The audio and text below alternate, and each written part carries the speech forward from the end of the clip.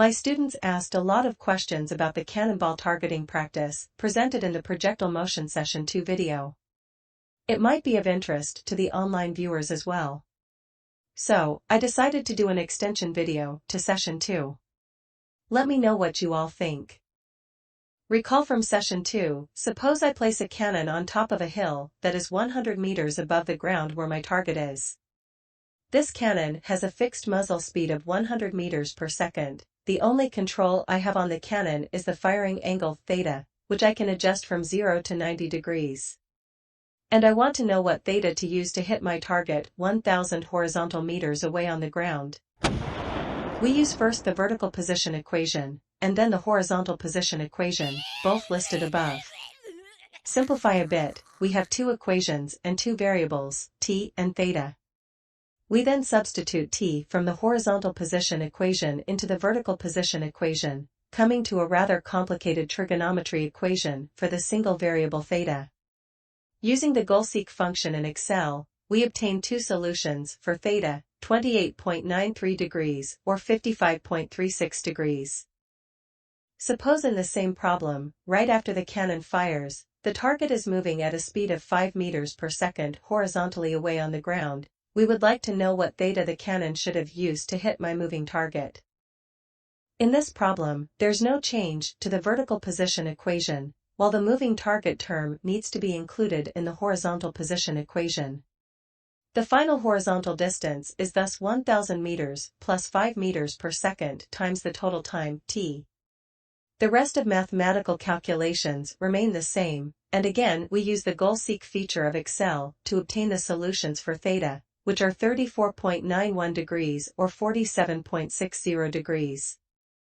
One student then asked how fast the target must run to escape the cannonball hit. This is essentially an equivalent question for the range of the cannon. In other words, at a muzzle speed of 100 meters per second, what is the maximum horizontal range of the cannon when placed 100 meters above the ground, and what is the optimal firing angle theta to achieve this maximum range? Recall from Session 2, we illustrated that the optimal firing angle theta is 45 degrees to achieve maximum range when the cannon is placed on the ground. In this problem, the cannon is placed a certain height above the ground. The underlying physics is the same, but mathematics is a little more complicated in this case. Let's see if we can go step by step and explain it clearly. We first use the vertical position equation to obtain the total traveling time of the cannonball. The final vertical position on the ground, or 0, equals initial position h, plus initial velocity v sub 0 sine theta times t, minus 1/2 g t squared. Simplify the equation a bit, and we can solve the quadratic equation for time t, which equals v sub 0 over g times the sum of sine theta and squared root of the sum of sine squared theta and 2g h over v sub 0 squared. We took the plus term from the plus minus sign because we know time, t, has to be greater than 0. The horizontal range, d, is just the horizontal velocity v sub 0 cosine theta times this total traveling time, t. Now we can express the horizontal range as a function of the firing angle theta. Notice that the initial, muzzle, velocity is part of this function as well, meaning that the range depends on firing angle theta, but also on the initial velocity v sub 0. This makes sense, right? The higher the initial velocity, the longer the horizontal range. That seems to be logical. Now we can plug in the numbers, h of 100 meters, v sub 0 of 100 meters per second, and an approximated g of 10 meters per square second. One other thing to be noted is that the optimal angle and maximum range both also depend on the height of the hill h. The higher the h, the longer the range. That also makes sense. Next, we can crunch the numbers and come up with this plot of range as a function of firing angle theta. From this exercise, we learned that the maximum range is 1095.4 meters, achieved with a firing angle of 42.4 degrees. It takes a total of 14.8 seconds for the cannonball to travel this distance. We know the cannonball cannot go longer than the maximum range. So, to answer the student's question, we take the maximum range, subtract 1,000 meters from it, which is the initial distance between the target and the cannon, and then divided by the total traveling time of 14.8 seconds, we have the limiting velocity of about 6.4 meters per second. For the target to escape the cannonball hit, it needs to move with a speed approximately 6.5 meters per second, just a little greater than the limiting velocity. Let's kick up a notch and look at the following similar but more in-depth problem. Consider a situation where we can also control the initial firing velocity v sub 0, as in some railgun designs.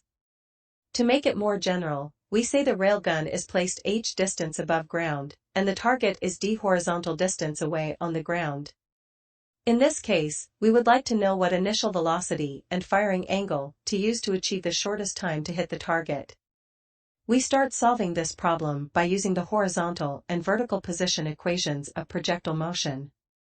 Next is a little math trick. We substitute time t from the horizontal position equation number 2 into only the middle v sub 0 sine theta t term. The purpose of this is to cancel out the velocity term v sub 0, and end up with time t as a function of the firing angle theta only. The solution is t equals square root of 2 times h plus d tangent theta over g. For theta between 0 and 90 degrees, tangent theta is at minimum when theta is 0 degrees. Therefore, the shortest time can be reached when theta equals 0 degrees. The shortest time t equals square root of 2h over g. The initial velocity to use is then d over t, which equals d times square root of g over 2h. If we plug in h of 100 meters and d of 1000 meters, the shortest time t sub min is 4.5 seconds, and v sub 0 is 223.6 meters per second. The second problem of the same situation is to find the initial velocity, firing angle theta, and time t that require the smallest initial velocity v sub 0. From problem number 1, we already have time t as a function of the firing angle theta. So, once we know the solution of theta, we have the solution for time t. By substituting t into the horizontal position equation, we can similarly find v sub 0 as a function of the firing angle theta. Likewise, once we know theta, we will have the solution for velocity v sub 0. So, how do we find the firing angle theta to achieve the minimum velocity v sub 0? From the velocity v sub 0 function, we can see that velocity v sub 0 is achieved when the denominator is maximized.